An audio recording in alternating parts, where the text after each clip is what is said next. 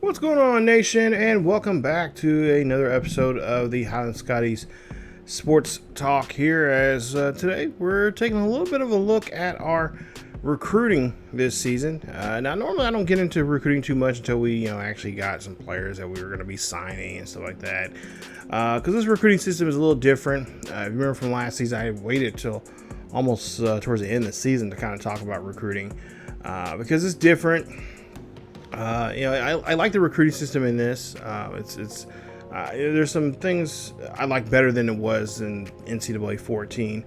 But I'm still getting used to it. Still trying to, there's certain players you can talk to. This year we got a few 4-star, 5-stars guys that are actually, we're talking to, and they're, putting us on their list. And we got a couple of them on our, that we're either on their top 3 or top 5 list. And then there's some that are, okay, it's like, well, you're on my list, but there's a good chance that you may not make it to the final there. As you take a look here, that's our remaining schedule. At Arizona, we host Kansas, and then we have a big game against Iowa State, who is currently right now ranked 7th in the nation. They just jumped up 3 spots since last episode. But there you see the rest of your top 25 there. And a couple of people have dropped out. Looks like Utah has dropped 10 spots. Wow. After losing to Cincinnati just last week, 24-21. A close game there. They played Colorado at Colorado. Number 10 Colorado at that this week. We do have a bye week here this week. So I decided to go ahead and we're going to kind of sit here and talk about some of the players here that I have interest in for our next season. For season 3 of the Highland Skies. Now, I'm basically recruiting like if there is going to be a season 3, because obviously we don't have year-to-year saves in this game, which EA, hello, we need to be doing that here. That's something you guys can be doing now. But at the same time, I do want to play as an actual college in college football 26 next season. I haven't decided who that's going to be. If you have some ideas of teams that we can go after, that we could be as. One of the teams I really would like to, me personally, I would like to take over is Nebraska. That's my favorite team growing up as a kid, still is to this day. And of course, there's a lot of, crazy things going on with that school right now when it comes to college football. We got some pretty good recruits that came in playing spring ball this year and whatnot. And, we play in the Big Ten. And I just really want to bring back that glory, that passion, that fire that Nebraska had in the 90s or the 80s, going into the 90s, really into the mid 90s, where it is a powerhouse. And we got to get back to that here. But in this series here in the Highland Scotties series, as you see, we have 4 guys that are going up for the Heisman this year. One of them, which is going to be our top guy, it's going to be Avery Woolfolk. He could be a guy that could be in there. As for O'Quinn, not yet. Not just yet there, young man. He is a redshirt freshman, but he is definitely showing off what he can do. And of course, Robinson kind of being that dark horse. The quarterback from Clemson is also in the race there for that as well. But we got a couple of quarterbacks here we're looking at. We got one of them right here, Seals. He is from West Lafayette, Indiana. He is a 5-star quarterback. Field general, 6'2", 212 or 215 pounds. Got great throw power, short accuracy is great.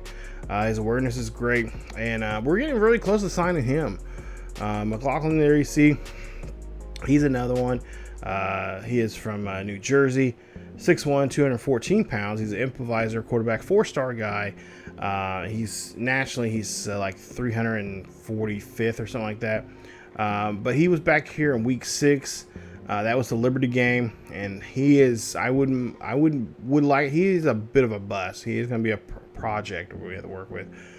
But you know what? Those are some of the players I actually like dealing with. They're guys that, they know that they're not going to see the field right off the bat there, but they have a great opportunity to do so. Now, Jamichael Bobo, this kid is awesome. He's ranked 2nd in the nation. He is a scrambler. He is from Rock Hill, South Carolina.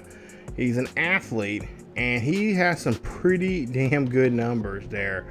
And I'm really impressed with him. And I'm hoping, guys, he's a top 5 quarterback out there in the nation that wants to play for us. We're on the top of his list right now, and I'm hoping that we can sign him. He has really, if you've seen there, you guys go back and look at it, but he has some really good attributes there. I'm really excited about trying to sign him. We got Griggs here, elusive back from Shelby, North Carolina. Great speed, great acceleration. Awareness is good, top spin move, breaking tackle, all those things that I like when it comes to our halfback here. And not to mention he's an elusive back, so he definitely do a lot of crazy things there. Like he's kind of like a Avery 2.0 for us. I'm hoping we can sign him. George Cook, power back. Of course, you need those in your lineup there as well. He's looks like he's a really good player as well. He's got the winning team mentality when it comes to mentals. Head first there for his abilities. He may not have the best speed, but he's definitely a guy that can just bruise guys and just run them over. That's why my back. I love my backs that are elusive, but at the same time, I love backs that are freaking just tanks. Kazi from Florida, he's a wide receiver here. He's got great, decent speed there, 92, jump 94. He's 6'1". The height is kind of issue, but he's a physical type of receiver there. We're looking for that as well. We're looking for about a little bit of everything, going to season 3. And then Priester, deep threat from St. Louis, Missouri. He is number 2 on our list. We're number 2 on his list, I should say. And there you see his numbers there: 95 speed, 93 acceleration. It looks like he's a great, he's considered his tendencies a deep threat. So that is something we're looking for because Singer needs guys that that are that deep threat, especially if we get Bobo and him. Here in this recruiting class. Oh my goodness! Imagine what the passing can be like for us for this series. And then of course you need protection. You need guards. Isaac Brutus from Fort Mill, South Carolina, 6'1", 323 pounds. Agile. He's going to be showing up here in week 11 to the team. So he's already going to be showing up here. I'm hoping that we can get him signed before he shows up. But if not, hopefully we'll be on top of his list, and then he can we can show him around campus and we can get him to sign that contract, go after a scholarship and sign him and get him in here as quickly as we can. We got this kid right here who is going to, looks like who are on his list. We're in the top 3, but Anthorpe looks like he is going to be set his ways, and he's going to stay close to home. He is from St. Paul, Minnesota. Right now, Minnesota looks like they're going to lock him down. Power left guard here. He is 6'1", 313 pounds. Man, I really like to have him. Look at his strength there and all the other abilities. His block, run block, pass block, all that. It's really great. Wingham. I'm still scratching my head on this one. He was there week 7. He went to week 7 there to Syracuse. We played Syracuse early on, and we put just a beating on them. And apparently, he wants to stay close to home. So we might end up taking him off our list here.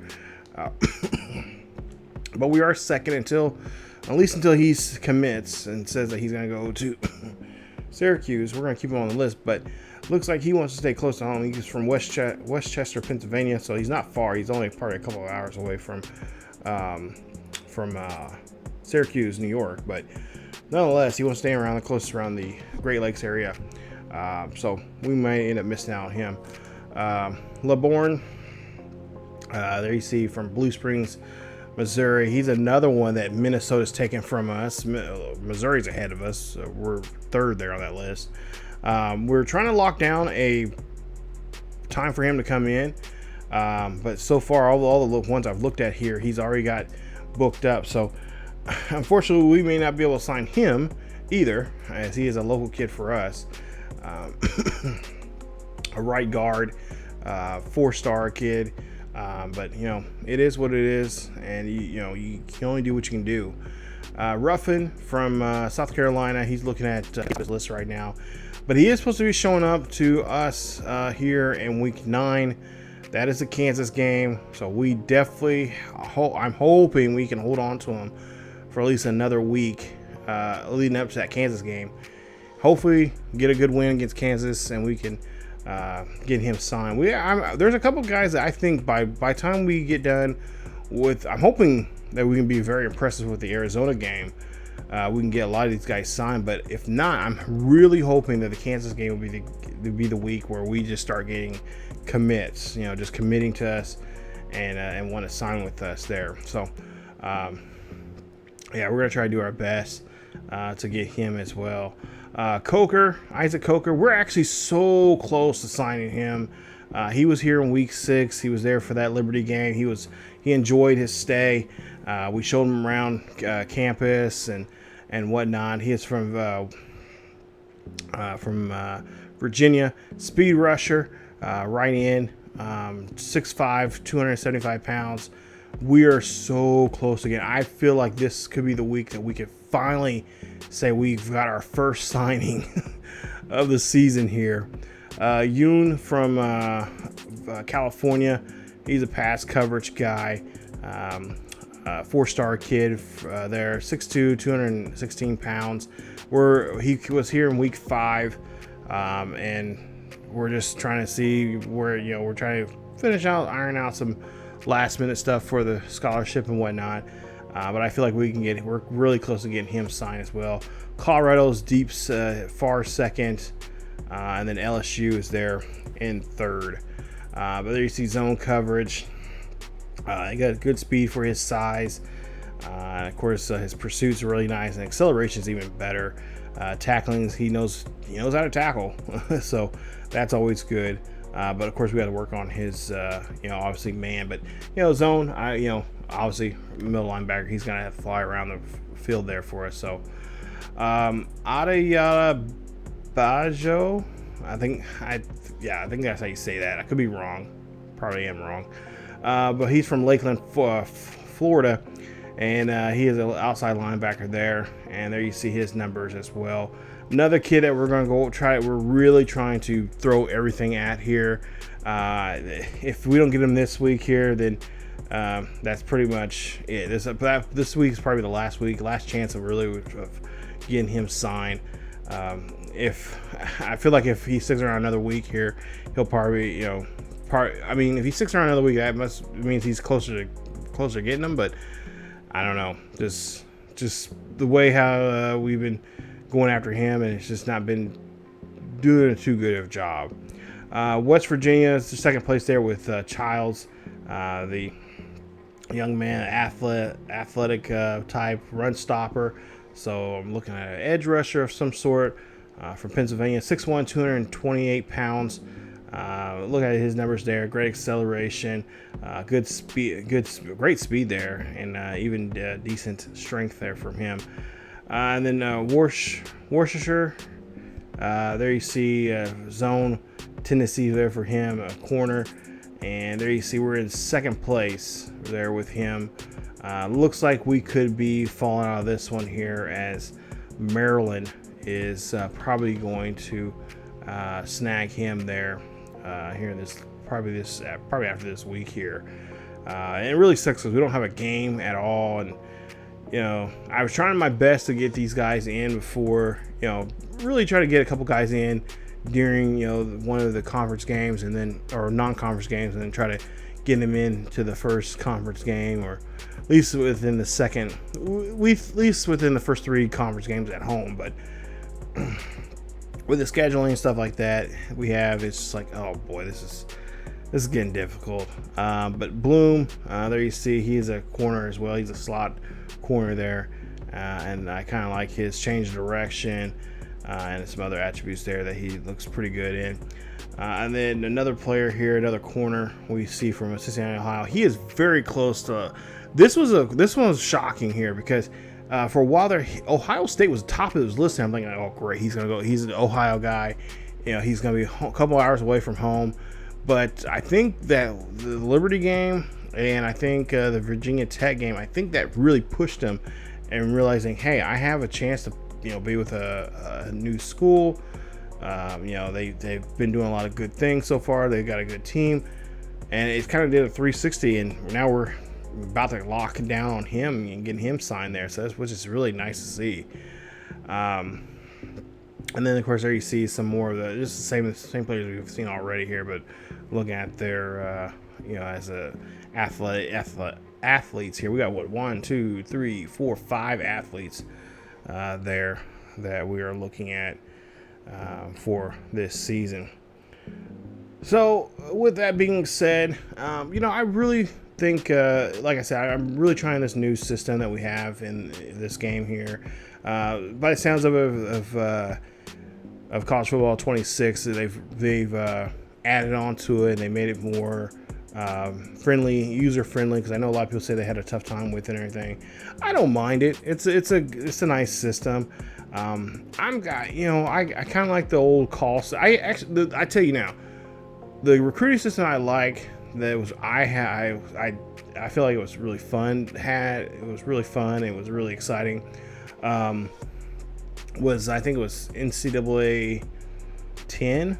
I think it was. It was really fun. It was a really fun way of recruiting players, and then you would they would ask to hey, coach, if I go there, could you can we at least have one game in this state so my family doesn't have to travel too far, like can we play against if you're playing against if he's from Kentucky, you have a game against obviously a University of Kentucky, or if he's from California, you have a game at USC or USC or UCLA, or wherever, whatever school that you could pick. Sometimes they had they had ones that, if I remember correctly, I think they had ones that were already like that you had a choice from, and then others were just pick a school from that state, and then he'll agree to it. That's something I wish they would bring back into that. Bring me some promises. You promise the kid, like, hey, I'm gonna get you to be I'm gonna get you I'm gonna get a chance to get you to be an All-American, or first year, or get drafted in the first round. I think they do that now, but I think there's not the ones I've said so far, like, promise me to play in my home state. I don't think it's in the game. It might be in the game this year. I'm not for sure, but I know this year's game that's not in there, and that's something I wish they would bring back, because that was a lot of fun. Because that was a way to motivate them. And then if you forget to put them in a game, like, let's say, I remember one kid I had, he was from Texas, and there wasn't a school, there was not a school that he suggested we play against for him to see it, for his family to see him. But I think I picked, like, I don't know, I think it was like North Texas or something like that. I forgot to put it on the schedule. And that, towards the end of the year, he's like, Coach, I'm leaving. And, and then found to be, he reminded me about the promise. I'm like, oh crap. Like, whoa. And of course you got a chance to, try to make it up. But then, he made an option. He gets this option to either, say, no, I'm not going to stick around. I'm going to transfer out, or, okay, Coach, I'll give you another chance. So I think that's something else they need to add into the game. I think it'll be more immersive and make you really sit down there and think about, and of course, if you make those promises too much, if you have more than what you can promise, then that, that also gets you in trouble as well. So, if you got, you only get 3 non-conference games. So if you promise four people conference games that year going into their freshman year, like, oh, we're going to play in in the state of New York, state of California, and Arkansas, and Kansas. Well, someone's going to get screwed. As we take a look here, Isaac Coker, yes, he's our first signing of the season. So nice job there. And of course, there you see some of the other guys here. We're on the top list. Well, fortunately, no, we're off of Griggs' list now. So that halfback from South Carolina is going to be gone. We're no longer on his top 3. But then you see at the bottom there, we got a couple guys that were, yep, see, I knew it. He's going to go to Minnesota. And then Wickham, he's going to go to Syracuse. So it's like, yeah, thanks. LeBourne's going to go to Minnesota as well. Wow. So we just did not. We were in their top 3, but just could not get over the hurdle. And Wickham, I'm surprised. Like, we beat the bricks off of those boys there, the Orangemen. But, yeah, that's what happens. So we just got to have that's one beauty about this game. I love that, it sets up storylines for yourself. So now, I'm thinking about, what, next year we might end up putting Minnesota on our schedule there just to teach them a lesson. Like, hey, you made a mistake there, son. And I've done that many times back in the day when I was playing college NCAA football.